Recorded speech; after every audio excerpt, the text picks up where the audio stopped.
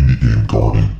Etienne Pouvreau is the game developer behind the solo studio SMOLware. An aficionado for building elegant twists into the classics, some of Etienne's standout games are SNOPE, an itch.io release in which he combines Snake with rope mechanics controlled by a mouse, and Sweepminer. Sweepminer is Etienne's first Steam release. It's a collection of 7 bite-sized Minesweeper-inspired games. One apt reviewer calls it the UFO 50 of Minesweeper games, and it reminds me a lot of what Hempuli Oi did last year with A Solitaire Mystery. It's definitely worth checking out. The world needs more devs like Etienne who are confident enough to iterate on the classics while expressing the joy of games with small strokes. It's an honor to have him on the show. So we can just dive right in here. I would love to hear more about your journey toward becoming a developer. What drew you to games in the first place, and just kind of introduce yourself in your own words to the listeners. Okay. So I guess, so obviously I've been playing games all my life, but that's like everyone, I guess. And so I think I got into game development during the pandemic. I was out of a job and I tried getting into web development. And so I learned a few things about programming. And then I thought, wait, programming, this has something to do with video games, I think. So I Googled, how do you make a video game? And there it was, an kind of endless sea of YouTube videos, tutorials, and everything. Right. The next day I installed Unity, started doing things, and I was set up like I can't stop. I think I've been chasing the high of hitting play for the first time, and the thing starts moving like you told it to. It goes to show that like anyone who has an interest in trying to make games, especially these days, with a little know-how and certainly a lot of perseverance, can make it happen. So I think that's Absolutely, yeah. yeah. That's the whole great thing. The internet is not all great, but you get this kind of stuff, all the knowledge, and everybody's welcome to try, at least. Yeah. I think like internet communities, particularly around games, can be, there can be a wide spectrum of like folks who are more toxic to interact with, but then there are so many folks who are just excited to help. And I think that that's something I'm definitely interested in with this podcast, trying to dive deeper into and celebrate. So that's really cool to hear. Nice. I saw somewhere on Blue Sky that you were talking about like smolware, which is your like solo dev studio. Do you like make your own little engine for that, or was there like, are you still using Unity? What's kind of your main programming interface these days? I actually, I'm making my own engine, which I call SMOL, SMOL. And so, I stopped using Unity about more than a year ago. I think the most interesting part of game dev, or the most enjoyable for me, is kind of the programming part. Like, I touch everything. I like doing the visuals, pixel art, animation, except the audio. I'm not an audio guy. But the one thing that's really the most enjoyable to me is the programming. Mm-hmm. And so making my own engine is it's a great way to have fun and make a custom tool that's really fit to my needs. Has developing that engine um, influenced your game design philosophy at all, just as far as like imposing limits on yourself because of the Mhm. inherently limited nature of kind of a one person developed engine, or has it actually made it more expansive because there's more customization opportunities therein? It's a bit of the two. Mm-hmm. Um, the great thing when you have custom tools like this is you can reduce the frictions Mm, where you really feel them, right. right? Because of course it's never been that easy for anyone to get into game dev, right? Because Mm-hmm. of, well, Unity, Godot, now Unreal is accessible to anyone. Yeah. But to me, one of the problems with engines that are for everyone is they're not for you specifically, Right. of course. And so as soon as you want to do something that's a bit off the rails, you start fighting the engine. Yeah. And so since I started working on small engine, I am iterating way faster. Oh, interesting. Um, I think I reduced a lot of the possibilities, right? Right. That I had in Unity, but I can go where I want to go a bit faster, or try to at least. And of course, there's like, the pros and cons that any developer will talk about as far as like having way more. Like part of using an already established engine is a lot of already established tools. So I'm sure there is a limitedness to trying to make your own thing, but it's really fascinating to hear about the positives as well, because I think that that's something that some folks might not even consider. hmm Um, when I started learning how to make an engine, like when I started learning how to make games, I searched for the pros and cons, Hmm. and it's pretty much always the same that comes out on the internet. And Yeah. for trying to make your own engine, the pros were always it will make you a better game programmer, even if you fail, because you get to see how the engines you can use are made under the hood, at least a little bit. Right. And to me, I was kind of sold on that. Like, I'll just try. If it doesn't work, then it's okay. I'll go back to Unity or try something else. Hmm. And I'm pretty proud I pulled it off, actually. Yeah, I mean, it's something to be super proud of. I feel like, just like you said, while it is not a prerequisite to making a game these days, it definitely implies a deeper level of understanding, which I think in a lot of ways can lead to more interesting and nuanced experiences as far as interacting with a game that a developer has built within their own engine. hmm Um, there's a lot of That's care there. yeah, that's very well put. I just wanted to, before this next question, list some of the wonderful games you've made and released on your itch.io page, which is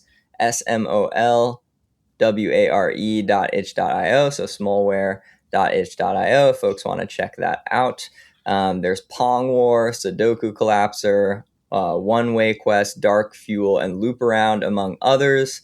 Pelotron, it was one of my favorites when I was poking around there, which is um, I wanted to shout it out because it's your unofficial reboot of Tennis for Two, which was like the first ever video game. If you read video game history books, it was like what was developed actually for like the military initially. That was kind of pretty similar to Pong.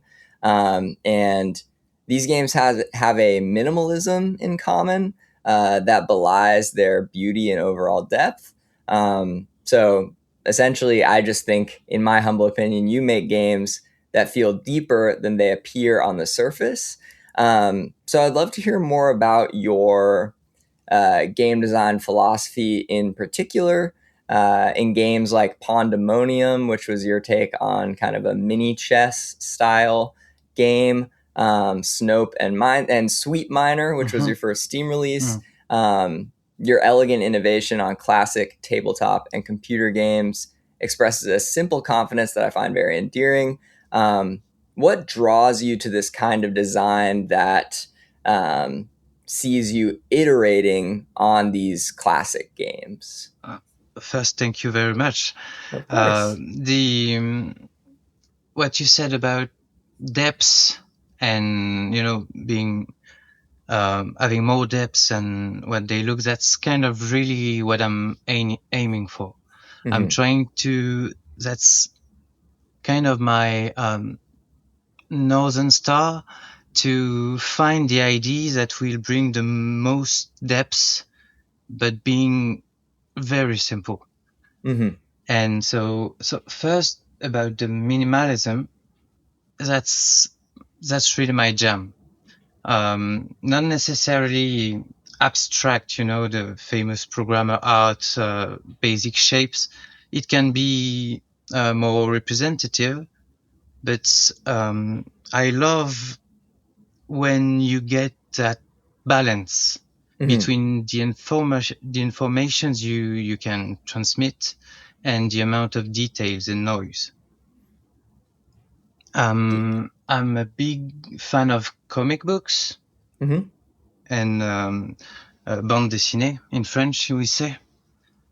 And so there's in the book Understanding Comics, which is a classic by Yeah. Scott McCloud. He talks about this kind of ladder between representation and symbols. Mm. And so you get from the most abstract, like words, letters in the alphabet, to very, very photorealistic kind of graphical style. And I I like being kind of in the middle, but more toward the more symbolic Mm-hmm. aspect of things. Anyway, so about which one was it? Uh, Pelotron. Mm-hmm. So yeah, tennis for two. When you know, you said it's a bit like Pong, Mm-hmm. and it's true. For the longest time, I thought Pong was the first ever video game, Mm-hmm. but it's actually, I think, one of the first ever commercialized video game, That's right. which Yeah. is, it's kind of fascinating because tennis for two. So it was a scientist who made it during the Cold War, right? Mm-hmm. And he kind of hacked a weird screen that was used to measure, I don't know what it was used for, but he he turned it into a game Mm-hmm. because I guess during the Cold War, technology was a bit scary to Mm. people, and so he wanted to make it feel good. Yeah. And when you look up images of tennis for two, it's, I don't know, it's fascinating. You get like gravity, right? It's like tennis side view from the side, Yeah. and it's almost the trajectory of the ball is kind of mesmerizing. Yeah. I agree. So making trying to pull out a modern twist on it was a super exciting challenge. Yeah. Can I make it into something that could be nice to play? I'm not sure I was that successful. Like, I know that game would have needed much more playtesting. I remember playing it while developing it, and I thought it was fine. And a few months after, trying it again, and oh my god, it's way too much difficult. But yeah, making it a one-player game, for example, was something that was an easy twist, right?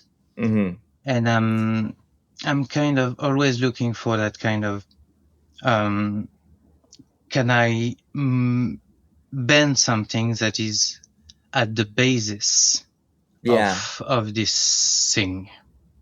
Yeah, and I think like bending the basics, particularly for an indie developer, is such a cool niche because nowadays we're obviously in a time where one or a few people can't replicate what, the larger teams are putting Mhm. out as far as graphics and scope. And so I think going back to the basics and bending them, as you say, is just a really important way to be approaching game design in this day and age, in particular.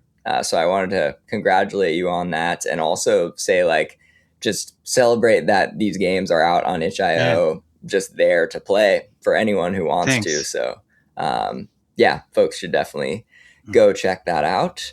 Um, Sweepminer, which we discussed a little bit Mm-hmm. before, is your first Steam release. What set Sweepminer apart for you as the game that you wanted to take this step with? And what's your favorite part about the game? For folks who don't know, Sweepminer is Etienne's take on Minesweeper, which is kind of the first game that was released with like the Windows software. So it is certainly a classic. But yeah, tell me more about Sweepminer. So it's I, I think it's interesting because after almost 3 years of starting game development, I I had like this sudden realization that I still haven't released something on Steam. Mm. I made a whole bunch of games. I know I'm capable of making games. To I'm capable of scoping them, kind of. So I wondered what is stopping me, Mm-hmm. and clearly there's a wide gap between releasing on itch and on Steam. Not just the whole set up the page and all that stuff, but to release a game on Steam, you're told think about the genre. You must um, farm the wish list. You must do promotion. You must do so much stuff.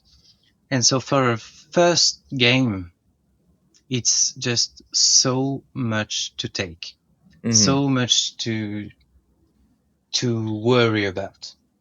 Right. And I thought, you know what? I'm gonna make a game and release it on Steam.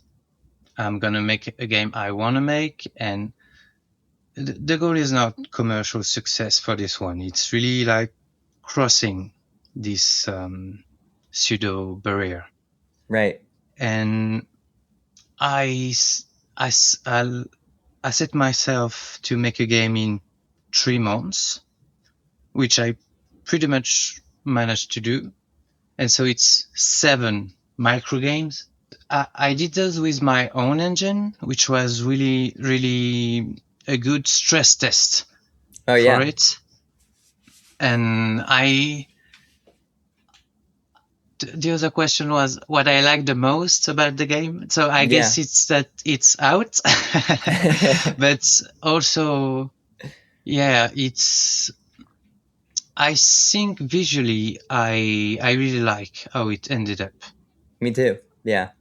Thanks. Uh, I don't think it's. Uh, I always knew there wasn't an actual audience for such a game. Um, but it's out. I made it, and it has a few good reviews. So yeah, that's pretty cool. yeah. And there's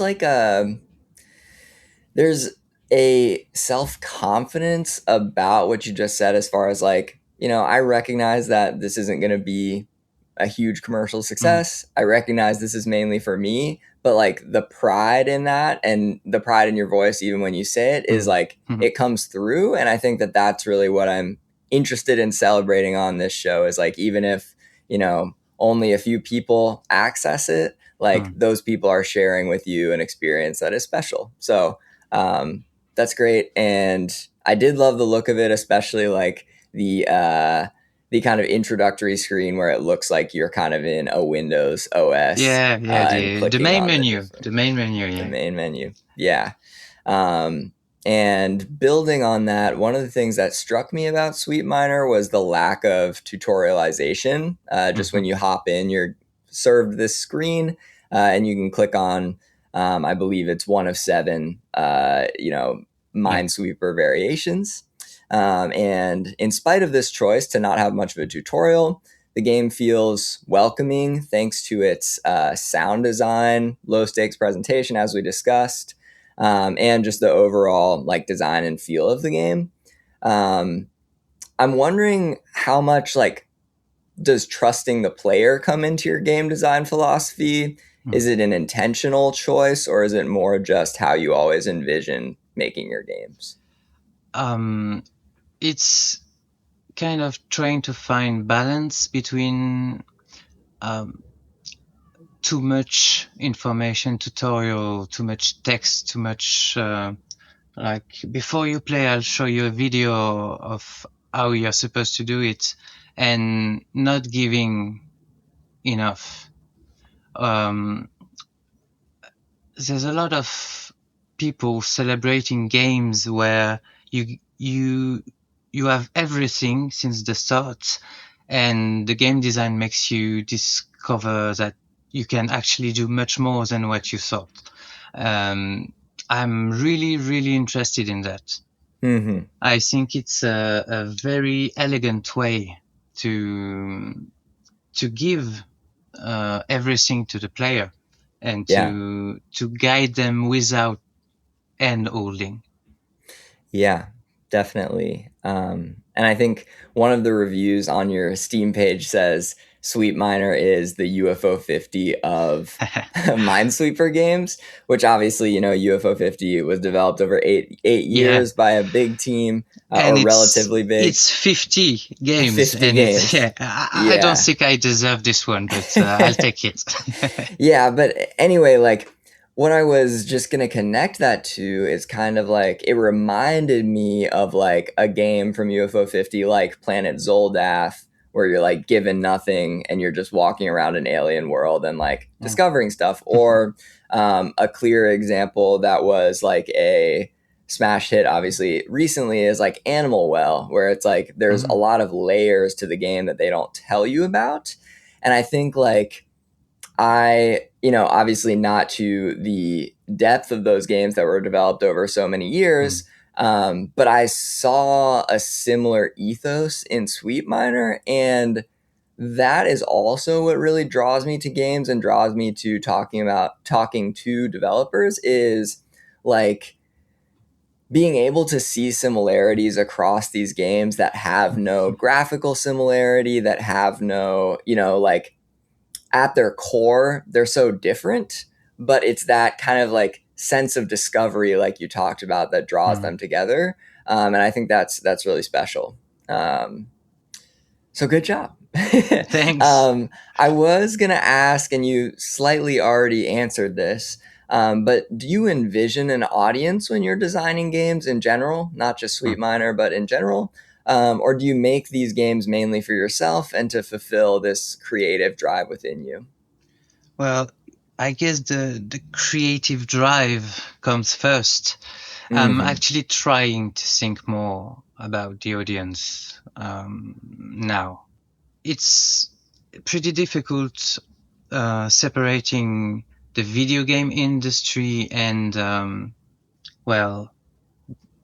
mean the art, if I may, of making video game, and the money that you're supposed to make with Yeah. video games.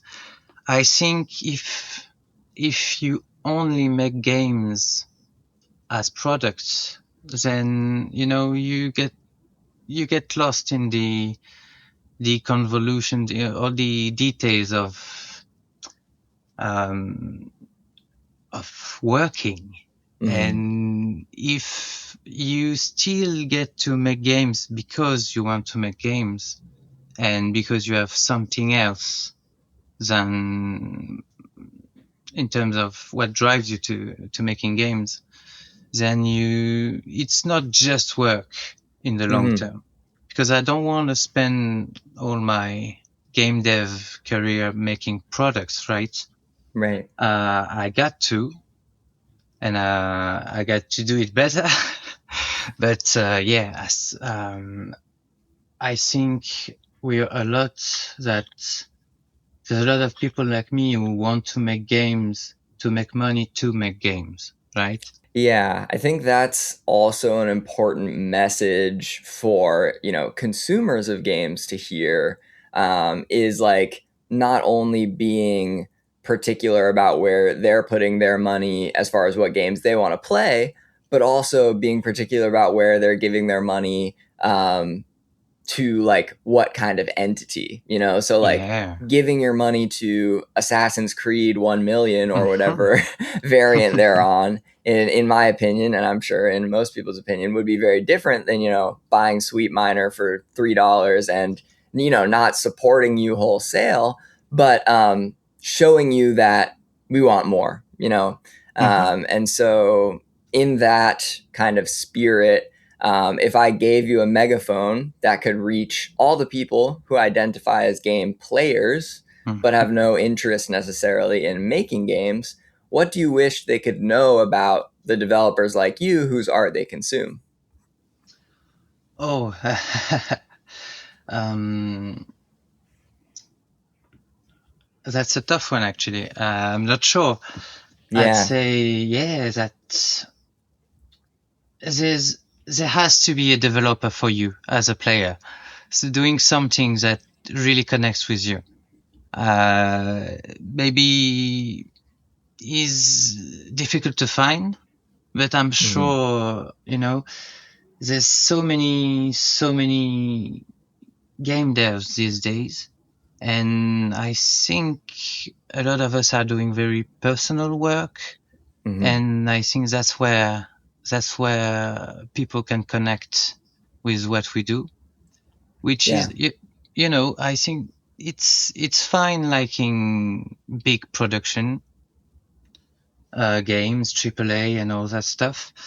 It's perfectly valid Hmm. to maybe even just like this one, Hmm. but it has so much to offer, right? Video games. There's Yeah. almost like an infinity of experiences you can get. Yeah. So instead of buying the next $70 Yeah. quadruple A games, maybe you can buy 8, 10 small Yeah. games. I think, yeah, that's the message. Yeah, I mean, it's a great message, and it's also something I think that is important for game players and just enthusiasts to hear. One of the things that I was coming to terms with in like making this show and trying to connect more with the developers that whose games I really enjoy playing is like I've always considered myself a creative person, Mhm. but coming to terms with the fact that I don't have the skill set or interest to make games.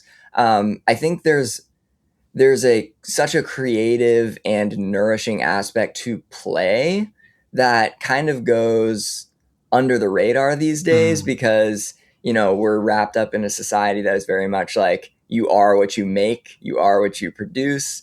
And so if you're not making a thing, if you're not producing a thing, it's easier to feel less than. But one of the things Mm. that's really special to me about games is I know a lot of developers like yourself, need players. Mm. That's like a lot of the reason why Yeah. there is community is for players to connect with developers over their art, but also over other things like we're talking about today.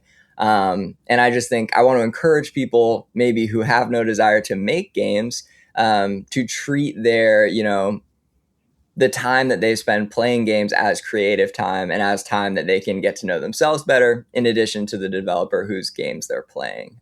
So I think that was really well put. You make games in France. It's obviously a game scene that has been in the news a lot thanks to Clair Obscur Expedition 33, which was like the biggest game of last year. Still, I think there's a lot unknown about the French game scene by enthusiasts from other parts of the world. And if there's anything that you have to say about this, what's something unique about your community that you'd like to share with our listeners? I'm not sure that's unique. I'm pretty sure it's not, but you know, the big ones, the Ubisoft, even Sandford Interactive, who made Clair Obscur, of course, they have so much visibility. They are kind of shadowing the indie scene, but the indie scene in France is vibrant and very original. There's so much great stuff. I don't think that's unique, right? But Yeah. I think it's worth saying it. What's something that keeps you feeling whole and nourished outside of games? Another hobby or family activity or something along those lines? My other passion is drawing. Oh, I've been cool. drawing for much longer than I've been making games. And so, yeah, that's one thing. I kind of have a tendency to, start too many things and never Yeah. finish them. So I try Me not too. to find new hobbies every Monday, but Yeah. difficult. Very cool. Would you say that perhaps not necessarily in the graphics, but maybe in the way you envision the style of your games in your head, would you say that your interest in drawing and your interest in games intersect in a way that has helped Absolutely, one yeah. another? Yeah. Absolutely. I actually draw a lot of comparisons between how I learn, how I practice drawing and game development. Very cool. With, if it's like an obvious secret where if you want to get better at something, you have to do the thing, right? Over and over again. Um, when you look at the masters, right? Those who made it, who are very famous. Obviously, you see what they are doing now, and they are great stuff. And you don't see uh, all of the sketches that they threw away. And for Yeah. the games, it's actually kind of the same. Most of the very successful indie devs, they've been making so many games before they had success. Yeah. That's an interesting thing that you kind of don't hear that much about Yeah. when you hear about, I don't know, very successful indie devs. Yeah. I was talking to Jakob Wahlberg on the last episode of this podcast, and he was Absolutely, yeah. saying that um, when he was first learning Unity, like he did maybe a third of his Udemy course and then just started making a lot of shitty prototypes, in his Yeah, words. And that's obviously got him to a place where he's making games that are wonderful. So absolutely. that's awesome to I'm a hear. big fan of his work. He's very inspiring. I agree. I agree. On that note, and in closing, what would you say your biggest influences are in game design? You can feel free to list like specific games or specific designers, or just speak more generally. Um, I'm what you call a Nintendo kid, Oh right? yeah, me When I too. was a kid, I was I still have my GameCube, my Game Boy Advance, and my Super NES Famicom, you call it perhaps. And so that's like the first influence. Maybe that's not the biggest, but the kind of Nintendo school of game design where it's gameplay first and and stylized graphics. Mm-hmm. not going photorealistic or these kind of things. Mm-hmm. And then these days, because I kind of only play indies these days, Mm-hmm. there are a lot of teams and small devs that I really get inspired by, like the SOCPOC Collective. Yeah.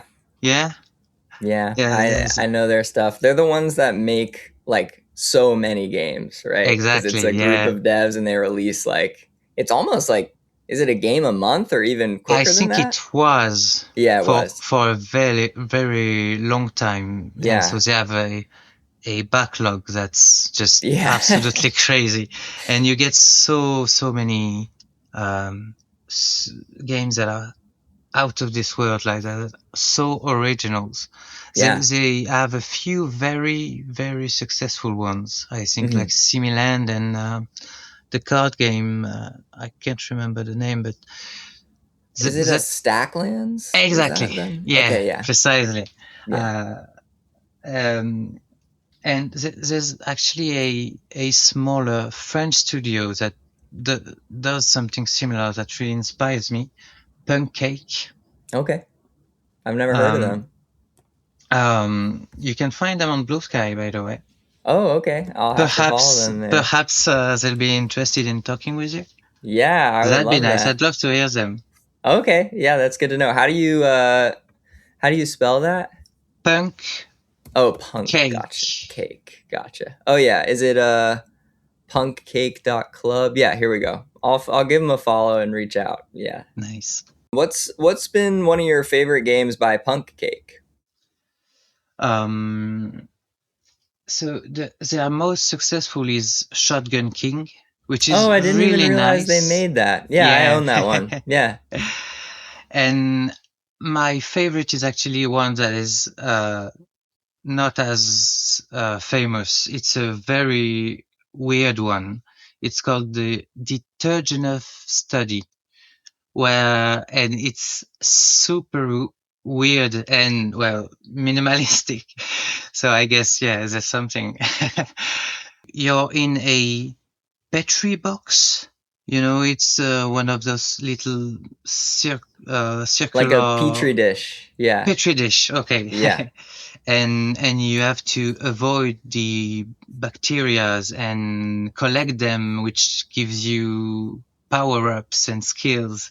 Ah, that's so cool. This one it gets difficult very fast, and I spend hours on it. Well, that's great. I feel like that's the type of thing where I can tell with a game if I'm loving it by if I'm losing time to it, but feeling, excited about that. Yeah. It's when I like am losing time to it and feeling like I'm losing time that it's time to stop. So that's awesome to hear. Very cool. Well, that's all the questions I had for you today. Thank you so much for being on the show. It's been such a pleasure to talk to you. Thank you. It's a first for me. Oh yeah. Well, It was I super hope you'll cool. do many more because you're a very Thanks. inspiring speaker. Thank you very much. Of course. Well, thanks again for your time. Hope you have a great rest of your night, and I'm excited to follow along with Smallware and all the stuff you're doing in the future. So thanks again. Awesome. Thank you. Bye. Bye.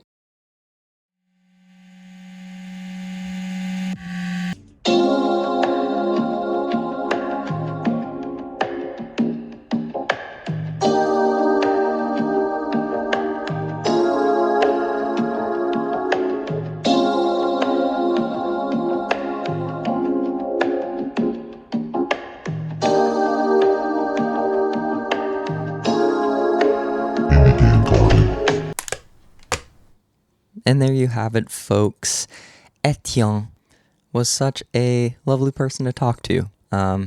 So well-spoken, so inspiring just with his kind of love of games, which you can tell comes through in his voice, love of making them, even creating his own engine for smolware. And like I said in the interview, I can't wait to continue to follow along with what he's doing. If you want to do that, you can go to smolware.itch.io or go pick up Sweepminer on Steam. I did so. It's just $2.99, and you'd be showing some love for Etienne, who just wanted to come out and talk about games today, which I really appreciate. And I just appreciate building kind of this community of folks who like to listen, folks who like to make games from across the world. We had Etienne from France. We had Jakob last week from Sweden. And we're going to have, coming up next, we're going to have Pierce Papke, who is from the US. And then we're going to have a developer named Rory from Japan. Well, he lives in Japan and he's from Ireland. So we're going to continue to keep the world tour going, which is awesome. It's something that I have just been super grateful for on the show so far, and I hope you are too. Thank you so much for listening. This is a project that keeps me going each day, and really the reason why we started it, if you heard last week's episode, is to really break through internet apathy and the performative apathy that I see on the internet these days, bring the internet back to its roots, its humble roots, as a place where people can come to find community and find folks from across the world who enjoy the same things that they enjoy. And since games are such a common medium and a medium that can get so much attention from a media that is currently being consolidated by moneyed interests. So being an independent kind of creator in this space gives me a responsibility to highlight independent creators themselves. And as Etienne said, a lot of developers, particularly indie developers, are making games to make money, to make more games. So I hope you can go out and support them. As far as some of the games I've been playing recently, I dove back into Jeanne d'Arc on the PSP after a little while away.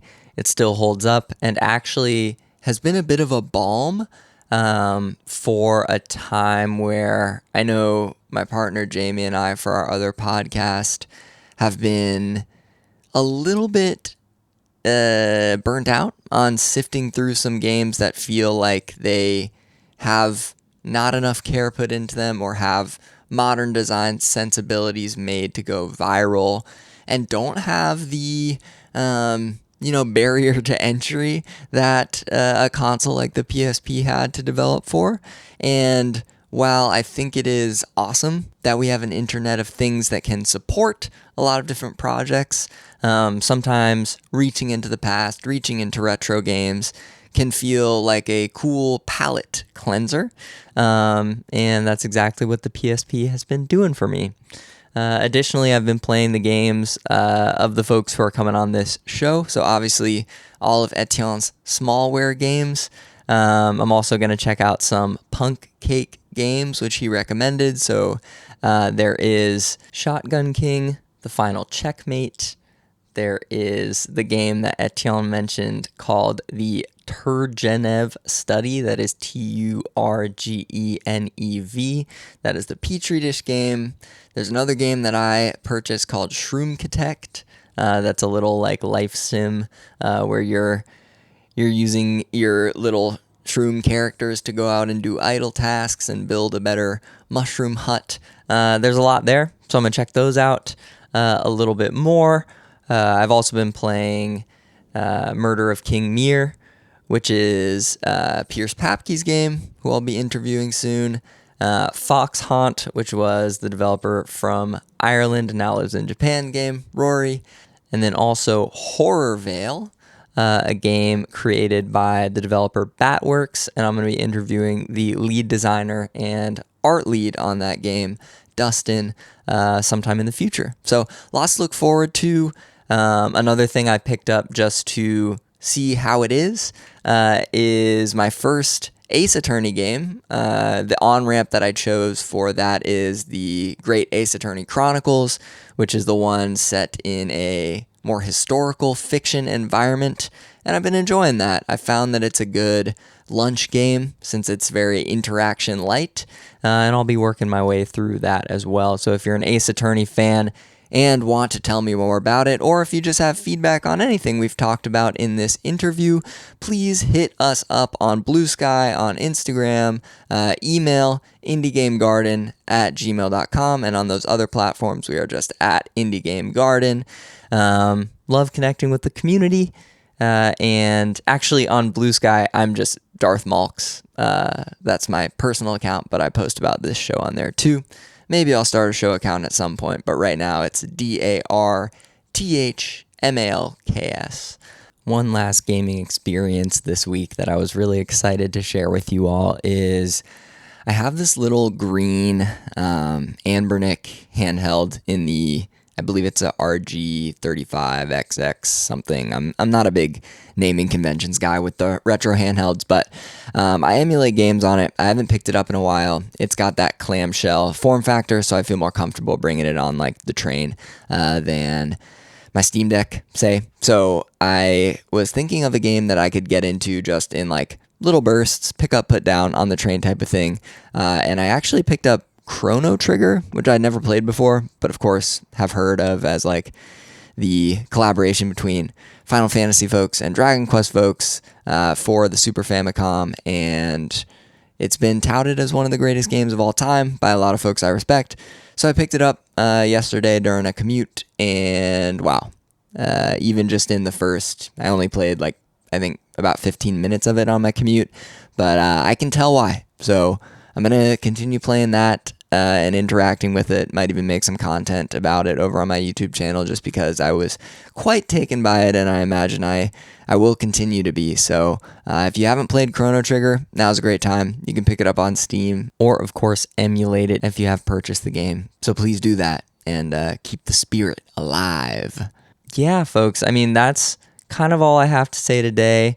We're going to continue rooting joy in games and breaking through internet apathy together on this show and kind of on all our platforms. I've been doing some YouTube kind of check out these indie games type videos, and I feel like particularly in a Steam Next Fest window like we're in now, those can be helpful to some folks. That's at Indie Game Garden on YouTube. Additionally, if you're enjoying the show and want to support it, we're not doing any kind of Patreon or payment scheme right now. I just would love if you told one friend or shared this with one video game enthusiast in your life who might find value in it. That's my joy, is sharing this with folks. So if you wouldn't mind doing that, I would really appreciate it. Thanks for following along so far, and excited to continue bringing interviews to you, the fine folks who listen. All right, thanks. Catch you next time. Bye.